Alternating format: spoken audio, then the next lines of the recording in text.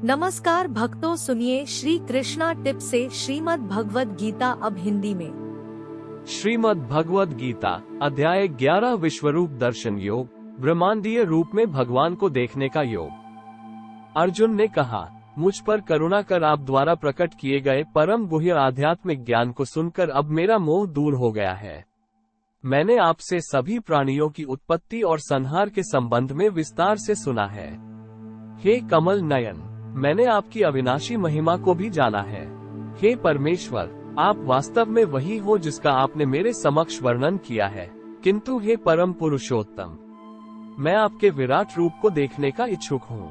सभी अप्रकट शक्ति के स्वामी हे भगवान, यदि आप ये सोचते हैं कि मैं इसे देखने में समर्थ हूँ, तब मुझे अपना अविनाशी विराट स्वरूप दिखाने की कृपा करें। श्री भगवान ने कहा, हे पार्थ, अब तुम मेरे सैकड़ों और हजारों अद्भुत दिव्य रूपों को विभिन्न आकारों और बहुरंगी रूपों में देखो। हे भरतवंशी, लो अब आदिति के 12 पुत्रों, 8 वसुओं, 11 रुद्रों, 2 अश्विनी कुमारों और उसी प्रकार से 49 मरुतों और पहले कभी ना प्रकट हुए अन्य आश्चर्यों को मुझ में देखो। हे अर्जुन, सभी चर और अचर सहित समस्त ब्रह्मांडों को एक साथ मेरे विश्वरूप में देखो। इसके अतिरिक्त तुम कुछ और भी देखना चाहो तो वो सब मेरे विश्वव्यापी रूप में देखो, परंतु तुम अपनी आंखों से मेरे दिव्य ब्रह्मांडीय स्वरूप को नहीं देख सकते हो। इसलिए मैं तुम्हें दिव्य दृष्टि प्रदान करता हूँ। अब मेरी दिव्य विभूतियों को देखो।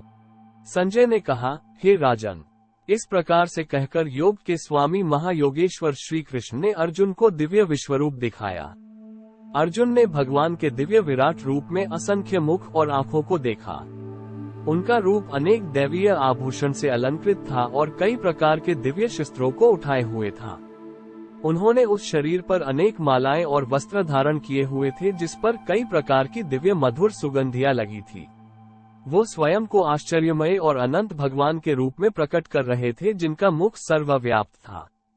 यदि आकाश में हजारों सूर्य एक साथ उदय होते हैं तो भी उन सबका प्रकाश भगवान के दिव्य तेजस्वी रूप की समानता नहीं कर सकता।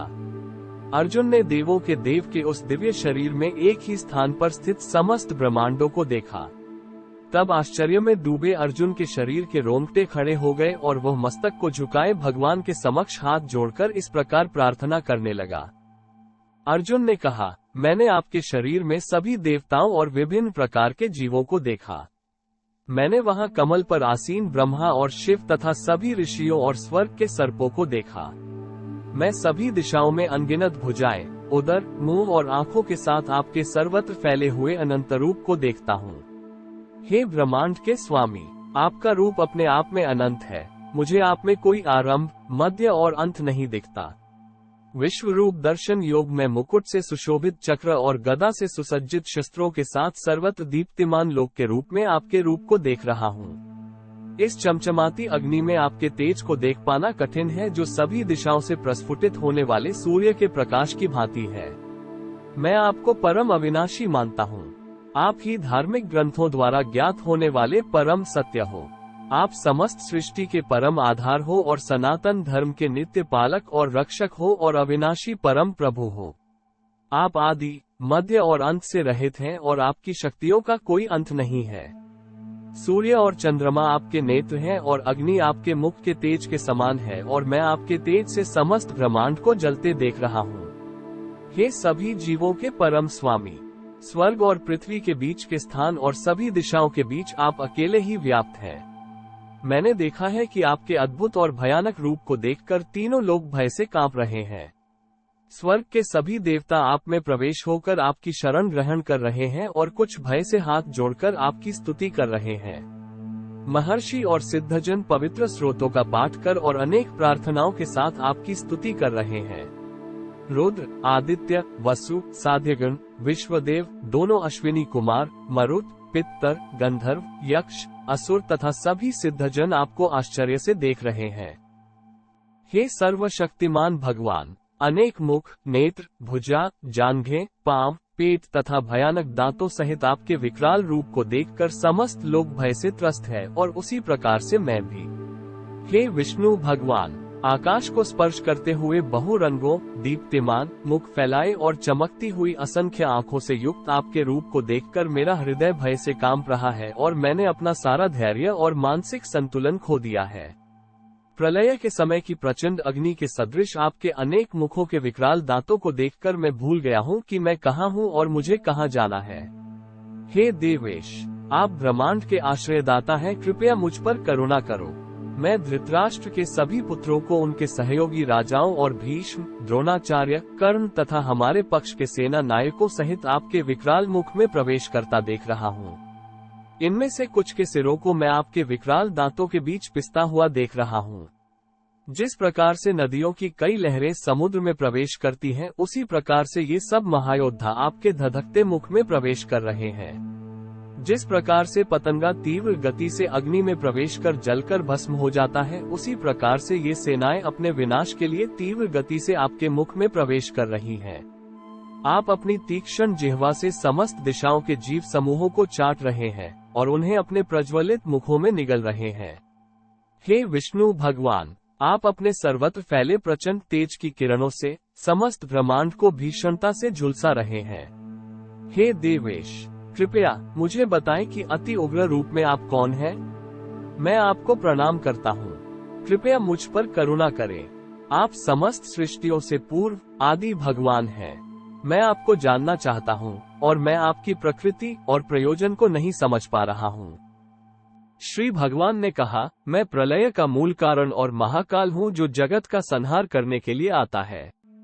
तुम्हारे युद्ध में भाग लेने के बिना भी युद्ध की व्यूह रचना में खड़े विरोधी पक्ष के योद्धा मारे जाएंगे। इसलिए उठो, युद्ध करो और यश अर्जित करो। अपने शत्रुओं पर विजय पाकर समृद्ध राज्य का भोग करो।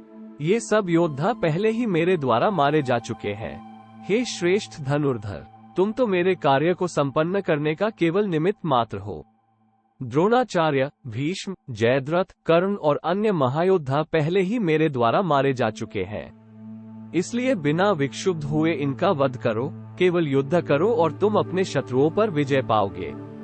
संजय ने कहा, केशव के इन वचनों को सुनकर अर्जुन ने भय से कांपते हुए अपने दोनों हाथों को जोड़कर श्री कृष्ण को नमस्कार किया और अवरुद्ध स्वर में भयभीत होकर श्री कृष्ण से इस प्रकार कहा। अर्जुन ने कहा, हे ऋषिकेश, ये उचित है कि आपके नाम, श्रवण और यश गान से संसार हर्षित होता है। असुर गण आपसे भयभीत होकर सभी दिशाओं की ओर भागते रहते हैं और सिद्ध महात्माओं के समुदाय आपको नमस्कार करते हैं। हे सर्वश्रेष्ठ, आप ब्रह्मा से श्रेष्ठ और आदि सृष्टा हो, तब फिर वह आपको नमस्कार क्यों न करें? हे अनंत, हे देवेश, हे जगत के आश्रयदाता, आप सभी कारणों के कारण और अविनाशी हैं। आप व्यक्त और अव्यक्त से परे अविनाशी सत्य हो। आप आदि सर्वात्मा दिव्य सनातन स्वरूप है। आप इस ब्रह्मांड के परम आश्रय हैं। आप ही सर्वज्ञाता और जो कुछ भी जानने योग्य है वो सब आप ही हो। आप ही परम धाम हो। हे अनंत रूपों के स्वामी, केवल आप ही समस्त ब्रह्मांड में व्याप्त हो। आप वायु, यम, अग्नि, जल और चंद्रमा के देवता हैं। आप ब्रह्मा के पिता और सभी जीवों के प्रपितामह हैं। अतः मैं आपको हजारों बार और बार बार नमस्कार करता हूँ। हे अनंत शक्तियों के स्वामी, आपको आगे और पीछे और वास्तव में सभी ओर से नमस्कार है। आप असीम पराक्रम और शक्ति के स्वामी हैं और सर्वव्यापी हैं। अतः आप सब कुछ हैं। आपको अपना मित्र मानते हुए मैंने धृष्टतापूर्वक आपको हे कृष्ण, हे यादव, हे प्रिय मित्र कहकर संबोधित किया, क्योंकि मुझे आपकी महिमा का ज्ञान नहीं था। उपेक्षित भाव से और प्रेमवश होकर यदि उपहास करते हुए मैंने कई बार खेलते हुए, विश्राम करते हुए, बैठते हुए, खाते हुए, अकेले में या अन्य लोगों के समक्ष आपका कभी अनादर किया हो, तो उन सब अपराधों के लिए हे अचिंत्य, मैं आपसे क्षमा याचना करता हूँ। आप समस्त चर अचर के स्वामी और समस्त ब्रह्मांडों के जनक हैं। आप परम पूजनीय आध्यात्मिक गुरु हैं। हे अतुल्य शक्ति के स्वामी, जब समस्त तीनों लोकों में आपके समतुल्य कोई नहीं है, तब आपसे बढ़कर कोई कैसे हो सकता है? इसलिए हे पूजनीय भगवान, मैं आपके समक्ष नतमस्तक होकर और साष्टांग प्रणाम करते हुए आपकी कृपा प्राप्त करने की याचना करता हूँ। जिस प्रकार पिता पुत्र के हठ को सहन करता है, मित्र धृष्टता को और प्रियतम अपनी प्रेयसी के अपराध को क्षमा कर देता है, उसी प्रकार से कृपा करके मुझे मेरे अपराधों के लिए क्षमा कर दो। पहले कभी न देखे गए आपके विराट रूप का अवलोकन कर मैं अत्यधिक हर्षित हो रहा हूँ और साथ ही साथ मेरा मन भय से कांप रहा है। इसलिए हे देवेश, हे जगन्नाथ, कृपया मुझ पर दया करें और मुझे पुनः अपना आनंदमय स्वरूप दिखाएं। हे सहस्र बाहु, यद्यपि आप समस्त सृष्टि में अभिव्यक्त हैं, किंतु मैं आपके मुकुटधारी चक्र और गदा उठाए हुए चतुर्भुज नारायण रूप के दर्शन करना चाहता हूँ। श्री भगवान ने कहा, हे अर्जुन, तुम पर प्रसन्न होकर मैंने अपनी योगमाया शक्ति द्वारा तुम्हें अपना दीप्तिमान अनंत और आदि विश्व रूप दिखाया। तुमसे पहले किसी ने मेरे इस विराट रूप को नहीं देखा। हे कुरुश्रेष्ठ, ना तो वेदों के अध्ययन से और ना ही यज्ञ, कर्मकांडों, दान, पुण्य, यहाँ तक कि कठोर तप करने से भी किसी जीवित प्राणी ने मेरे विराट रूप को कभी देखा है जिसे तुम देख चुके हो। मेरे भयानक रूप को देखकर तुम ना तो भयभीत हो और ना ही मोहित हो। भयमुक्त और प्रसन्नचित होकर मेरे पुरुषोत्तम रूप को देखो। संजय ने कहा। ऐसा कहकर वासुदेव के करुणामय पुत्र ने पुनः अपना चतुर्भुज रूप प्रकट किया और फिर अपना 2 भुजाओं वाला सुंदर रूप प्रदर्शित कर भयभीत अर्जुन को सांत्वना दी। अर्जुन ने कहा, हे जनार्दन, आपके 2 भुजा वाले मनोहर मानव रूप को देखकर मुझ में आत्मसंयम लौट आया है और मेरा चित्त स्थिर होकर सामान्य अवस्था में आ गया है। श्री भगवान ने कहा, मेरे जिस रूप का तुम अवलोकन कर रहे हो उसे देख पाना अति दुष्कर है। यहाँ तक कि स्वर्ग के देवताओं को भी इसका दर्शन करने की उत्कंठा होती है।